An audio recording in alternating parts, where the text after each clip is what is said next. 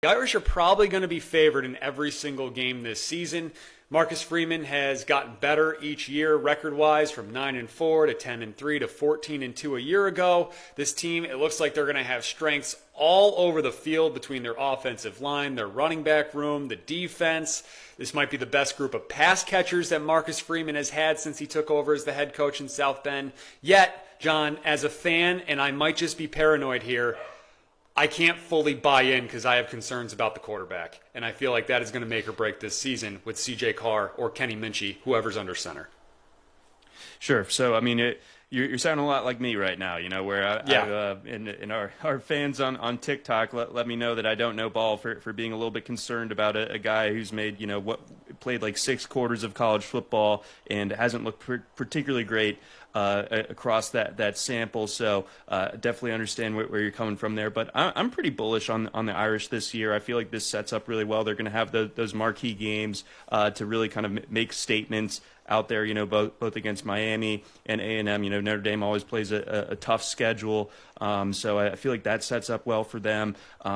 It will be interesting to see how they handle the quarterback balance, because it does feel like with how close that competition was and how long that lasted into the summer, it feels like Minchey is definitely going to have some sort of role, maybe some package of plays one way or the other. But you can always feel like pretty confident in this Notre Dame offensive line, being able to move people around, and you got to love that backfield. I think I wouldn't blame anyone for saying that it's the best and take that over the Nick Singleton, Katron Allen. I mean, Jadarian Price and Love are just, that's tough to stop over the course of 60 minutes. So I really like this Notre Dame team. Obviously, 10.5 is, I usually don't dip into those waters where your margin for error is so thin. You two losses and your ticket is up in smoke. So that's a little bit tricky for me to get behind. But all told, I think that this is we're looking at another playoff team here. Yeah, so I mentioned my concerns there. C.J. Carr named the starter for Week 1.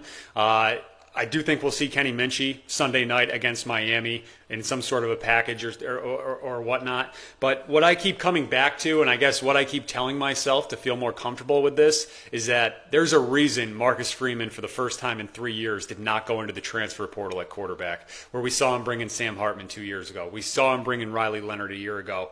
These are 2 kids that he recruited that were high-level recruits to come in here and take control of this offense. And, yeah, when you get to lean on Jeremiah Love, Jadarian Price, and Williams out of the backfield there, it should be a strength.